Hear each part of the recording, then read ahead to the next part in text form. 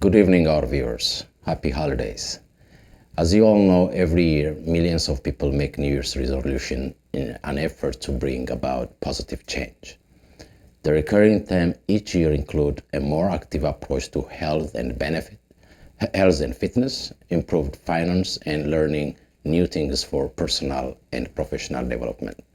However, some of the common resolutions associated with people's health are overcoming issues of smoking and alcohol consumption. But most importantly, why do most people fail to fulfill their resolutions when it comes to addictions? It is because of stigma. What measures do we need to take to solve these problems, or how can we overcome the problem of addictions? Where can anyone get help? What does it take for family members to understand and offer or openly seek support so that their loved ones overcome addictions before it's too late? So today, for discussion of these things, I invited Mr. Hellina Beyene, who survived addiction many years ago and is now a certified peer recovery specialist with the Baltimore County Department of Health, to share with us his inspirational story. I also invited his sister, Ms. Ruth Ayenew, a graduate of University of San Francisco School of Management, and works with healthcare at Amazon Web Service as a senior partner, consultant, and certified advanced change practitioner. She has been very involved and helpful throughout his recovery process. She's here to tell us what it looks like from the family perspective on how to deal with this type of situation. Please stay with us.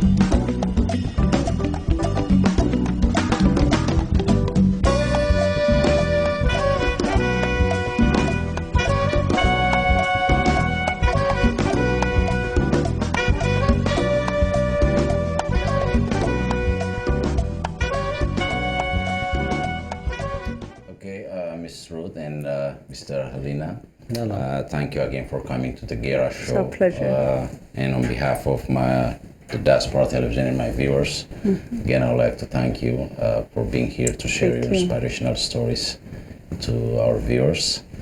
And tell us about your first impression when you come to the United States. What would it look like? Yeah. When did you come to this country? We came in 1972, and when we first came, all of us moved together. Our father was a PhD student at Stanford, so we all moved at the same time. So we came in from a big house in Ethiopia, then to a townhouse. We had to share rooms. So that was is this it? We used to lie bait, touch bait, that kind of stuff. So we were like, where's the other house? It's like, this is it. So that was the first shock, but it was a lot of fun. We were excited, so it was a great time. It was a great time. Who's the oldest, by the way? I am the oldest. You're the oldest in the I family. know I look older, but... I'm the oldest. What was Mr. Hilu's young age looks like? Always the same. Hilu's always been kind, gentle, and fun, and likes to play, and very, very nice to his friends. He's extremely gentle, so we can see really that. Good person. What do you say about her?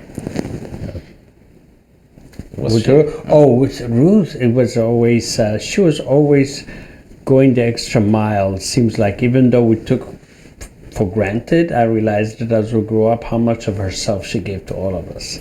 You know, she was always, before her was us, her family, and it extends to the community now. But at that time, it was always can count on her. Okay, that's good. Okay, Mr. Hellina, let me ask you first this. Currently, you work at the Baltimore County Department of Health, Bureau of Behavioral Health, as the certified peer recovery specialist.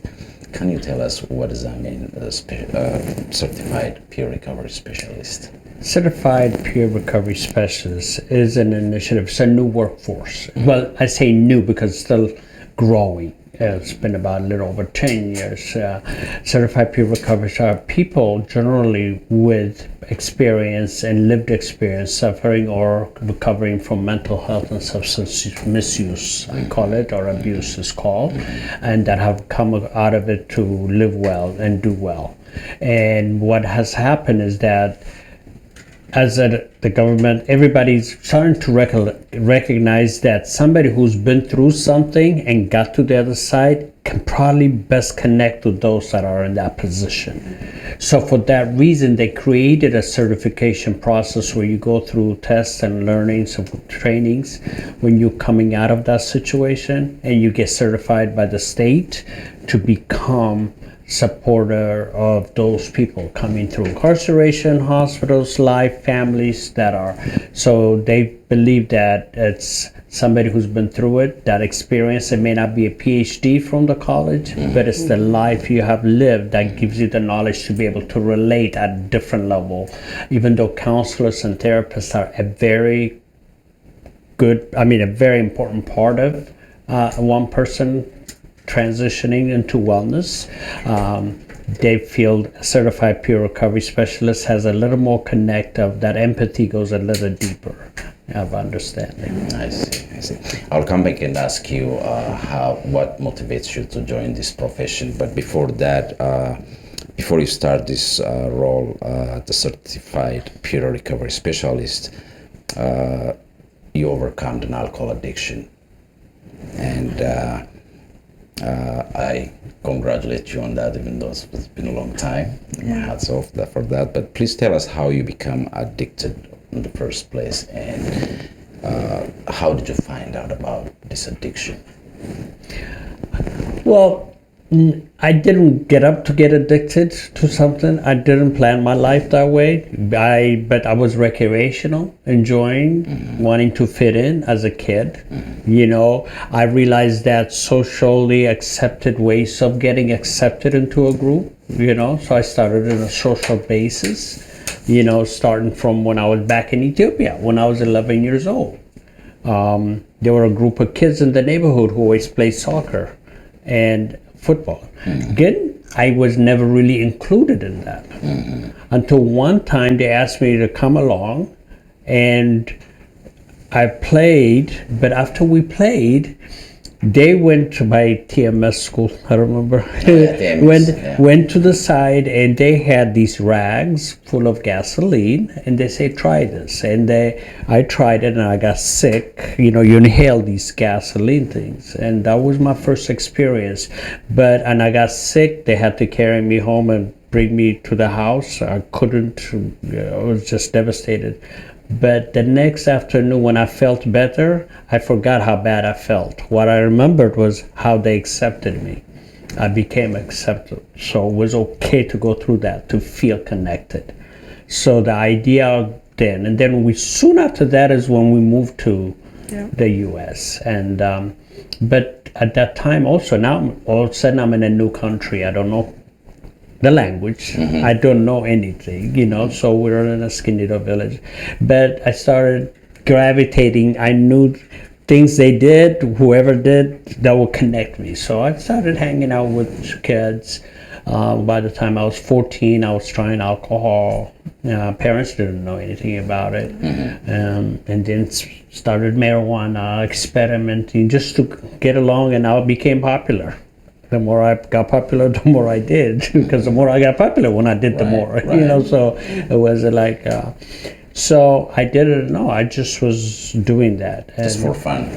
For fun, recreational, after school, on weekends, you know, and then 16 I became, and then really didn't notice any of it as addiction because it was still party time, have fun. You know, just doing things.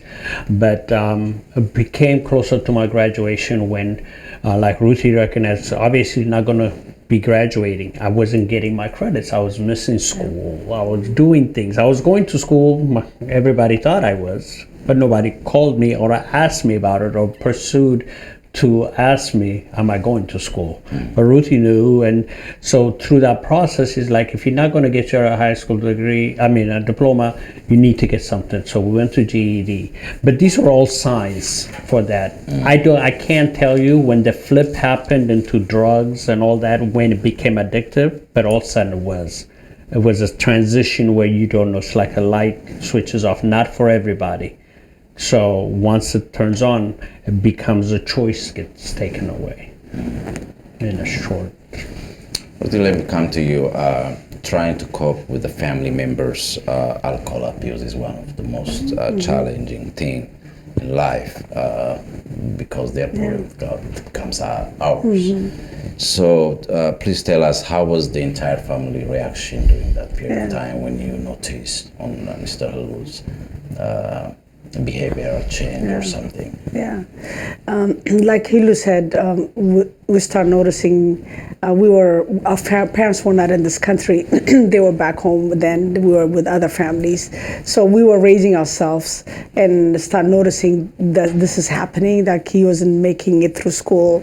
And so we agreed on, like, okay, you're not going to do this. Let's just get a GED, get you out of high school and start working. So we did that. But as one crisis after another keep happening, we didn't understand it's addiction. There's no word. We just know he was not doing good. Something's not right. You know what I mean? So there was no idea. But after several times going through a lot of situations, and they came to a place where we had to accept the truth, and he had to. We found a rehab and got him into the rehab.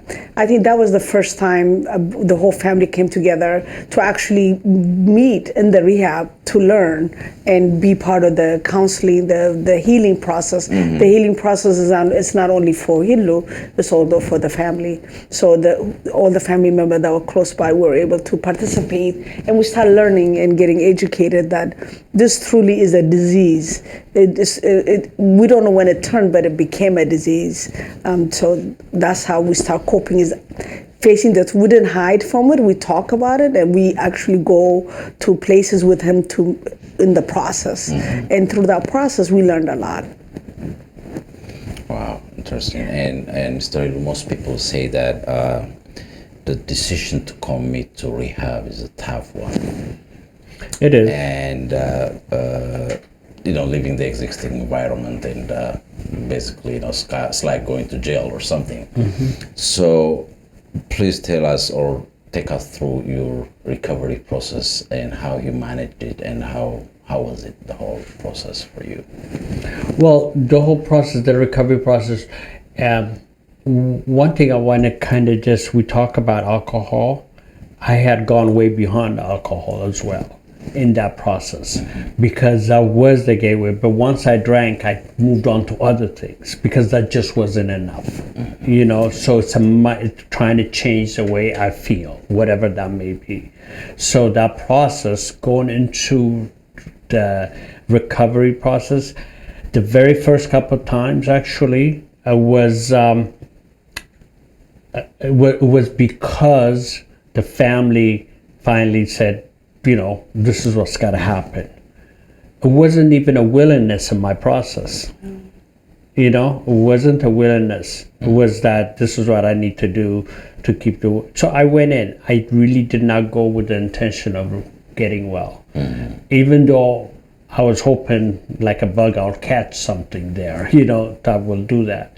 And my family got supported. They got educated on it, because now, grant you, I went in about 10, 12 years after my insanity had started. It takes that long. So my recovery process is much deeper, but the fact of the matter is, when I went into recovery finally, when I went into treatment, it allowed me to have a stoppage between the alcohol and drugs and time. Because what I learned there was that I can never get rid of this habit. You can't. I learned I can't get rid of a habit. What I can do is pick up some new tools to replace that habit, new skills. Instead of doing the alcohol, I started doing different things to replace it. So while I was in there, I was instructed, try it for a little while. If you don't like it, your misery can be returned to you.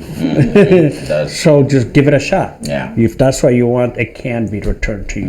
And this was about, it took a couple of times. And through that process, I was told, for the next 28 days, don't do anything you want to do. But Don't do anything you want to do, but do everything you don't want to do. What that took me a little bit is that they give suggestions on how to get well.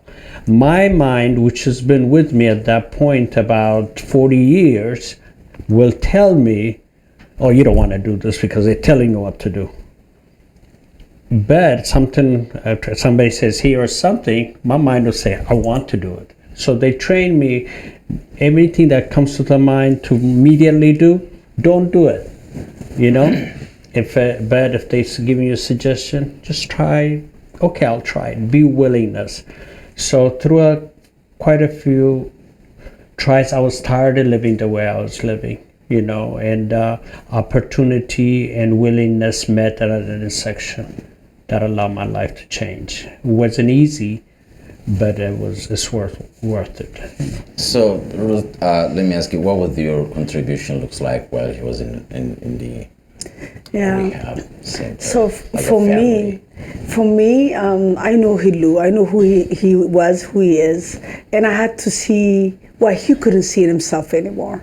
So it's almost like I have to see the light he couldn't see, and I had to support him from that perspective. So as you go through this long-term drug addiction and you have a lot of new behaviors and habits, it's very hard to do what we call it a boring normal life, like you don't have the skills. So I had to be the light that he couldn't see. I had to do the organization. I had to be the brain that he didn't have to think about, like he has to get up a certain time and show up, and I will literally drive him to the different meetings, wait outside, and I made the decisions that he had a hard time making, like being organized, showing up. So I'll help him. I enabled his recovery by supporting the process. The things he was very weak at, I was strong at, and I just partnered. It was a partnership, and through that process, it gave him time to heal and learn and get these tools. And then I also participated in an actual recovery. I went to a peer recovery. I got certified because I didn't understand this world. And so one of the rehabs he was at, there was a recovery program to be certified. So I attended that with all people who've been through this. I was the only one who never had that experience, but I didn't understand the world he's living in, and the only way I thought I would understand is to actually take the class and be certified with everybody. Wow. So I got certified, and then I realized, oh my God, the tools that we were teaching the individuals to go through this recovery was tools I needed, but my life is not stigma. There's no stigma the way I'm living, but the way, because of mental health and drugs, there's so much stigma. They did not know. So I felt like I was lucky to be in that room and learn a lot of things, and also understand Hilu's journey more, so I can have more empathy and see where I can be a better partner with him in the journey. What are the most common symptoms of alcohol abuse or addictions in general, from your experience? I don't think there's the most common. I think what's obvious, most common is that we're the ones obviously thinking, the one who's drinking or thinking that nobody else knows. So when we do what we're doing, thinking that family don't know, and then the family doesn't approach us, we keep doing. So it's a matter of having the conversation. The common things are losing sleep, alcohol, hiding, not being honest, and you notice it. But if nobody calls it, Ruthie, what she did for me was, at one time I was living with her, and she just said, you know what, I love you, but I am ready that you may not make it through this problem you have. Came to an acceptance of, I love you, but I have come to accept that you may not make it through. And you can't live here doing this. But as long as you're going to do something to help yourself, I will be 100%. That's the partnership we agreed upon. As long as I'm doing something toward getting better, I'm here for you. But as long as you are not going to try, because I know it's not easy, and I'll help you. But if you're going to keep and you get opportunities, you're not going to take advantage of it or even try, I can't be part of it because that brings harm to me and my family. So that hard love, because I had burned so many bridges, and that coming from the person that I'm relying on to kind of pull me out, come to that, point. that was tough. I'm like, are you this serious? But it was. But the minute I started applying myself, because I didn't want to lose that support, and I saw the level of support I was getting from everyone because I'm making the effort, it made me confident that I may have a chance, you know. So the common characteristics are when people are not being honest, and it's hard, and it's because of stigma, which maybe we'll touch on. It's just because it's a hard barrier, so people don't talk about what's going on, and they hiding themselves and all kind of things. Wow, how long have you been drinking there? I was using and drinking drugs off and on for about 39 years. 39 years. 39, almost 40 years. What are the most common social problems you went through? Wanting to fit in. That's those things, you know. And they say when you get to that depth of using and drinking, they say jails, institutions, or death are the only thing waiting for you. You're either going to keep going back to the hospitals, mental health hospitals or such, or you'll get to jail, or you may die from it.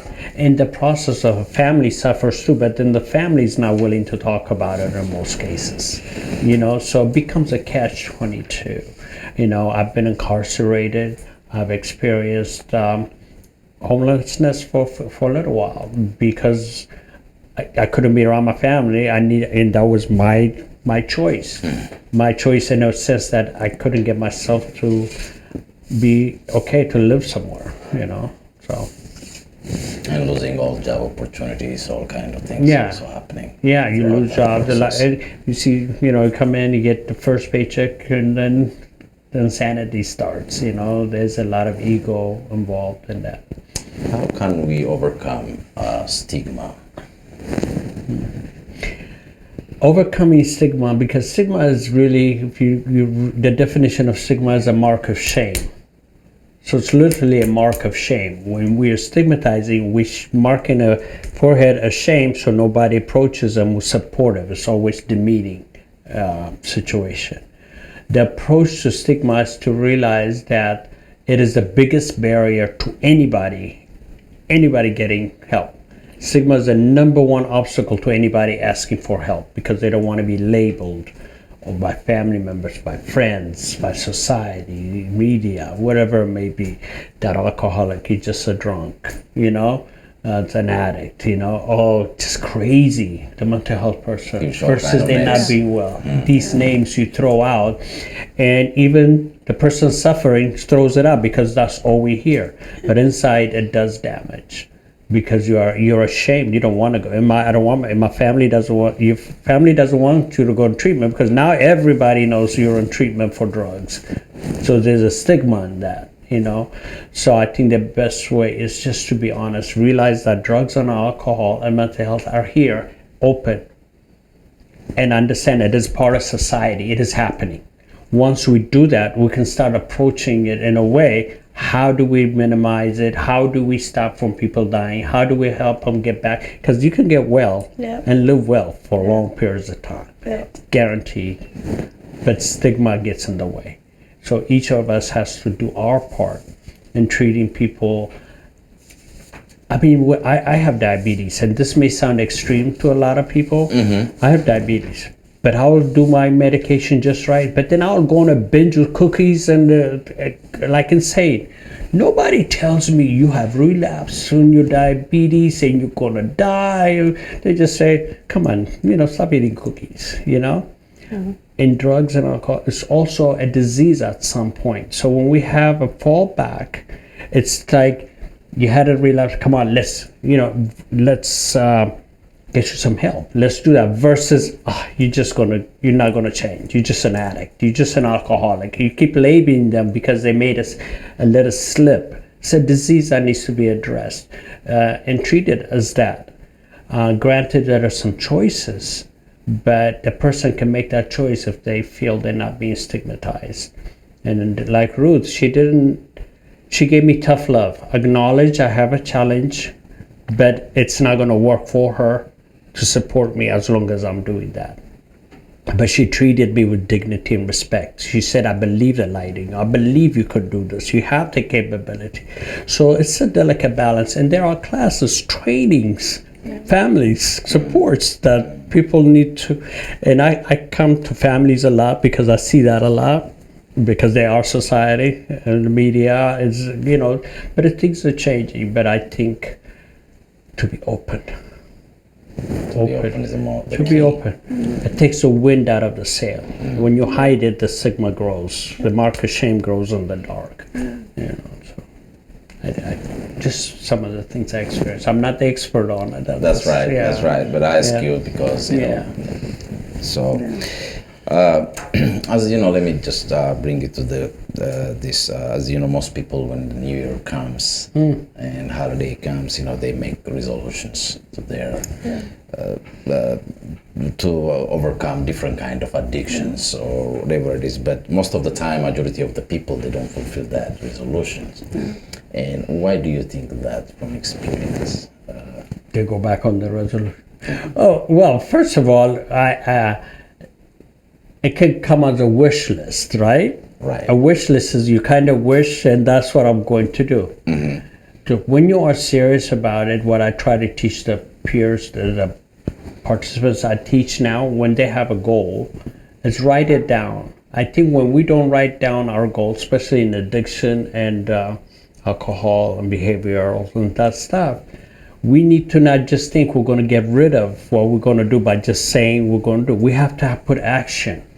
So I think to have supporters who can put a smart action, specific, smart, accurate, a goal, this is how I'm going to replace it. And part of it is like every day at 4:00, she'll be home and she would drive me at 4 or 7 o'clock to a meeting. That's a new habit because that's the time I probably open a bottle or do something. So there's action plan that will support that. And as you know, that one of the biggest things that makes us differences as human beings from animals is that we can get used to anything slowly and incrementally. So it takes patience, step by step. So people go back on it because it's like it was a wish. So yes, I'll do it for the first week, and then I get busy and I forgot. I don't have a reflected plan to kind of look at. So we kind of go back, and I've done it many times, you just remind me now. This year I'm going to write down my plan for my diabetes piece. To work on that as well. But I think that's it. Resolutions are great, but these things are serious. They should not only be made at New Year's. They should be whenever appropriate, when it's happening. My the family members take, and media as a community, be aware and learn about the disease. Learn about what you don't know versus labeling it. If you don't know it, even if you're we're not asking people to change their beliefs, to change their whatever the way they see things. But just for a moment, learn about something you don't know about. You might get an awareness, and so I think that's one of those things about stigma, and the mind works like a parachute, right? It has to be open to work, and that's one of the processes we try to teach. People say, I don't want no part of this. Just learn about it. You don't have to have part of it. Just be open and learn. Just learn about what you don't know. And you will see something that may or may not, because you're welcome to keep on your stuff. That's right. That's right. Ruth, you want to add something on it? Yes, I think two things. On the stigma side, I think one of the things is the holiday season is very difficult. What we have done over the years is, because we've been talking about this openly, we were not trying to hide Hilu. In any family, when we go out of the way, wherever he is, we try to figure out to get him with us. So we did not make sure he's not, because the shame is hard. It's hard for him. but it was, I think we kept showing up. We didn't just leave him. Early on, our mom was like, she was extremely vigilant about that. What did she say to you always? Because the holiday season is a time when people don't want to be around anymore, even suicide, whatever it may be, because it gets lonely. And my mom used to say to me when she felt that I felt like this, she said, you know, so she made it real. Survive now and it'll be all right. That is true. Yeah, she was free also. And also the stigma thing, the kids, we kept going, we didn't stop. And then when it comes to the things that we couldn't do, we talked about it. I would call my mom, talk to her, and my sisters and other brothers, and we were not fighting. We're like, what should we do? Solution. What's the action? You know? Yes, and we kept working on that. And after making that tough love as a family, we got to be there, but also be honest. And I think that was the beginning of your recovery. And how long has it been now? Coming on 12 years. 12 years since he made that choice in everyday recovery. Yeah, and the holiday especially is a time of celebration. That's right. It's a time of cheering. And most people in this world can do that. But the magnification for those that one is too much, one is not enough, but 1,000 is too much, you know? So when everybody else is celebrating, it's like you already have that gene, you're like, okay. Yeah. So it's hard, you know? So we have to care and try to keep them close versus because of stigma, I can't have Uncle Jim show up at the party because he's going to get drunk and ruin everything. Keep him away because he's a drunk. Versus find a way to make him inclusive, but be also protected of everything else. So it's it takes work. And families suffer so much along with us because all they ever want is for us to get well. That's really it, 100%. That's right. But how we go about it, it's because a little information is dangerous. They just know you're taking drugs and you need help, but they don't have a wider visual how to support. Even though love is good, there's other actual actionable stuff that needs to be done. You know, so holiday season, call somebody, check in on them. Yes. If you haven't called on them because they have been isolating, you reach out. Yeah. Especially holiday times. Send a message, a text. Tell somebody to tell them, I'm thinking about you during this holiday. You know, little pieces of connection can make a world of a difference. You know. It's a great thing that, thank you. It's a great thing that, you know, your mom saw you. Yeah, she did. Yeah. How strong you are. And she's always going to be proud of you. Yeah. Absolutely. That's the most important thing. Turn around this atmosphere a little bit. What's your resolution, Ruth, by the way, for the new year? The New Year resolution? Do you have any? Yeah, so I don't make a resolution. Because I believe in being in close as possible to the moment. I have goals. I write my goals. I have actionable goals, but I don't make them a resolution, you know. And then I just measure myself on that. So I really believe. What really matters is how I behave today, and am I aligned to my goal? Is my behavior today taking me in the direction of my goal? If it's not, then I'm not doing it. So I'm trying to stay focused on the day and wake up with a certain routine and try to figure it out. But more importantly, just come from joy and come from service perspective. And I have basic pillars, and as long as I do that, then I'll figure it out, and then I'll adjust. So I don't write goals until like resolution, but I do have goals that I want to achieve. That's good. That's wonderful. Thank you. So now let me bring you back to our community, since we're talking about this thing. And as you all know, the drug-related issue is increasing within our community, especially within the youngest people. So what do you think is triggering that increase lately? And why young people are like, we hear here and there, you know, like they lock their bedroom and the next morning they didn't wake up. So what's your experience looks like? Well, It's a million things and a lot, but I think some of the thing is the fact we're talking about our community. Yes. There are certain communities that just don't talk about the problem. We are one of them. We are one of those. We talk about it in celebration mode, the whole drink, it's very, but when it becomes a challenge, we don't talk about it as a community. We try to shy away. It's only your business. Don't let anybody else know. I think stigma and not knowing enough, and also believing we did the parent families community. We come from a very rich history. We are very focused on education, family love, all these things. So to just know by me raising you just right, putting you in the right places, we're modeling. Nobody in my family has the challenges I have. Because by all seems, I should follow the same models and I should follow that thing. But then there's social media. There's TikToks. There is peer pressure. There's a way to do this that as family, we need to be bombarding our kids with good information as much as they're getting bombarded with all this other stuff. But we never have these conversations. So they're in the bedroom getting high or drinking, experimenting different things. And if somebody doesn't make it, it's because they didn't do it right. I can do it better. It becomes in the world of alcohol and drugs. Somebody dies of overdose, they try to find that drug because they just don't know how to use it, but it must be really potent. So there's a twisted sense. But the lack of conversation without anything ever being present early on with family members and as a community. I've tried to get together with a community center to see if I can bring in something.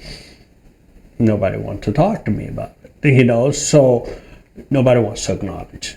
It's happening until the person is in jail, person is in the hospital, or worse. Then they say, what do I do? I'm dealing with 6 families right now in our community that have children very simple. Right now. And they reach out to me by private and they don't want to talk about it. It's okay. It's their right. It's their right. But if my neighbor knew I went through what I'm going through, guess what they will do to protect this child? And they will know we keep it to ourselves close here because of shame, the mark of stigma. So we don't educate anybody. They tell one, I had an experience where Habesha kid I'm working with him in a treatment center for alcohol. 2 weeks later, he breaks down crying to me. I said, what's wrong? He said, my real problem is cocaine and other drugs. It's not alcohol. I said, why did you tell me alcohol? Because my parents told me, Abisha Zisaralana, Silela drug and tell him you got alcohol. Alcohol to give me the same help. Out of the shame, we can't even treat him appropriately because just because he comes for alcohol, we're going to give him all the treatment, he'll be fixed. So this is perpetuated. It broke down. He's like, you're trying to do best to him, but you tell me alcohol. This is my problem. So the ability for us as parents to be, our community, let me just say that, we need to just be honestly open. You can't, it's happening. If we don't talk about it, it's happening. If we talk about it, it's happening. We don't talk about it, we find them in the bathroom. If we talk about it, maybe we take them to the hospital or administer Narcan, So the choice is that. I have families who say, don't give them mental health diagnosis. Don't let anybody, because that will carry them the rest of their life. But this person may go to jail for their life if they don't do something right. Do you want to get them treatment, or you just want to have that piece about the mental health and deal with the legal consequences, which will not take them in? So this delicate balance of fear. And it's hard for families because the families suffer. As a peer recovery specialist, we have family members that we call them allies. You know why? Because they go through the same experiences as we do. They just don't put the drug in. So they do go through all the watching their family member, their community member, who they was the most amazing kid or teacher or whatever it was turned into this person.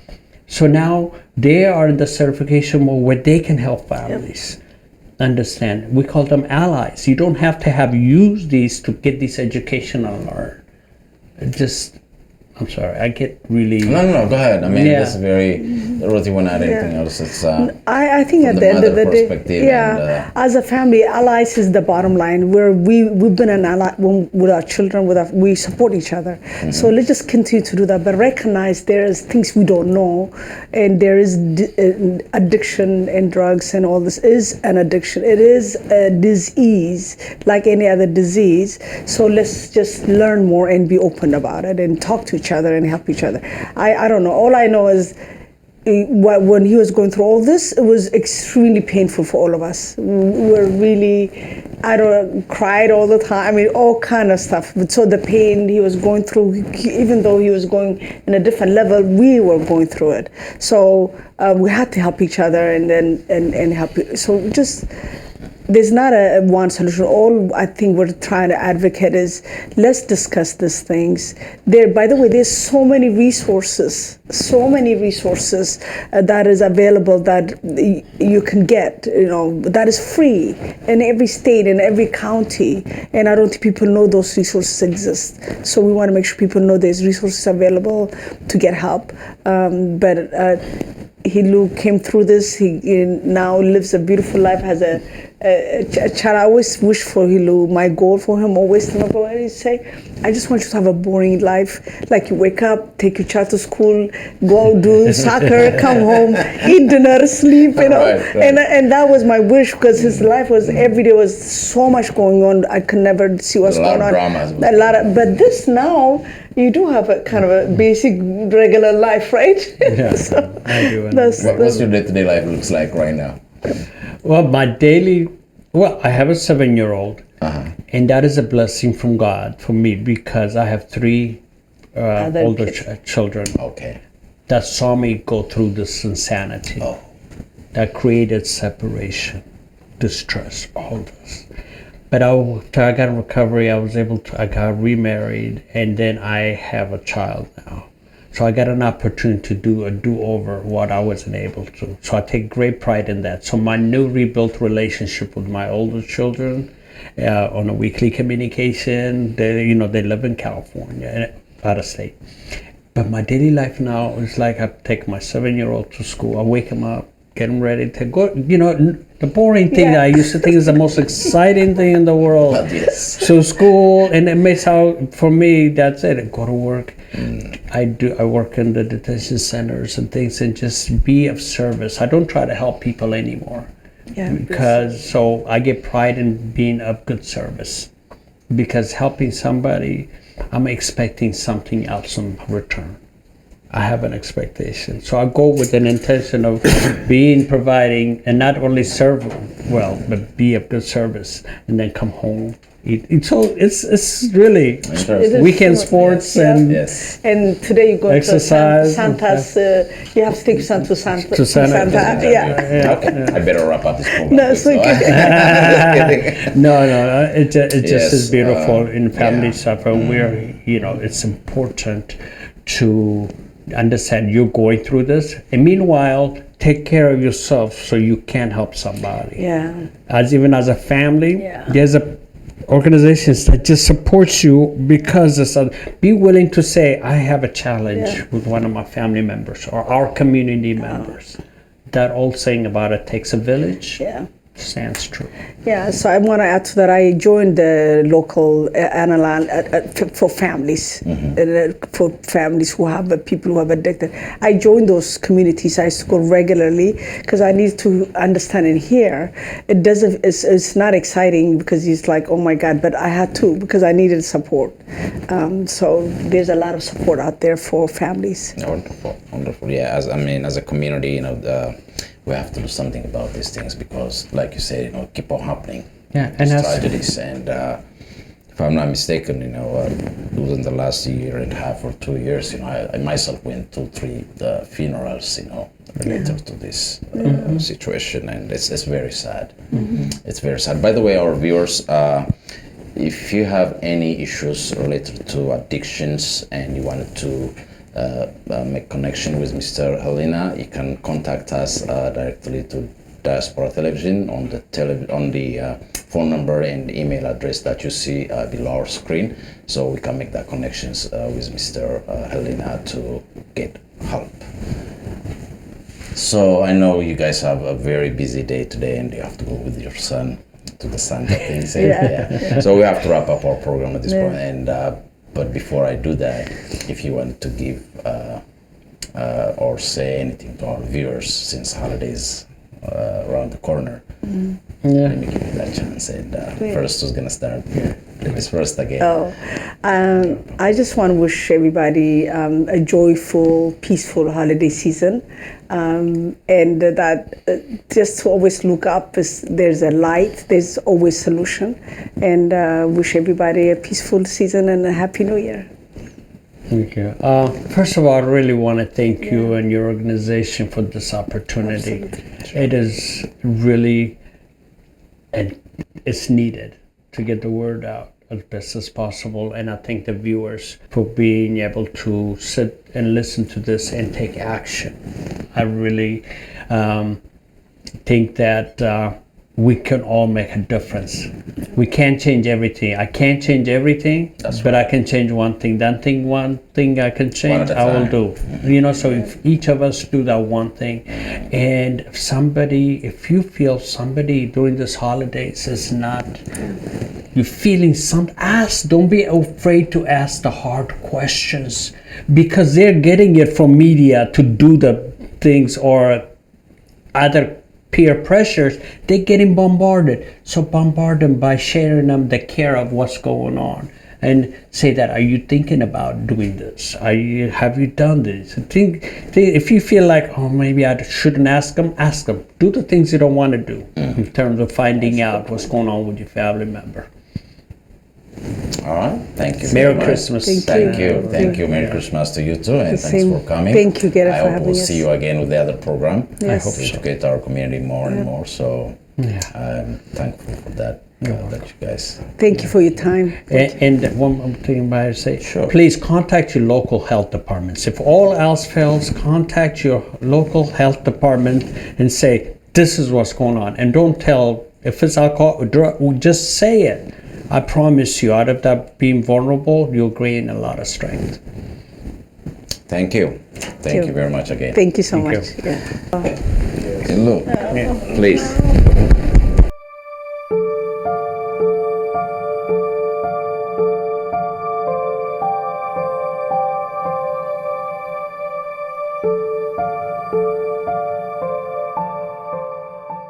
Our viewers, thanks again for watching this insightful program. And if you have any questions or would like to contact Mr. Hellina to discuss any addiction-related issues, please send us an email or call us, and we will pass your message to Mr. Hellina. Once again, thank you and happy holidays.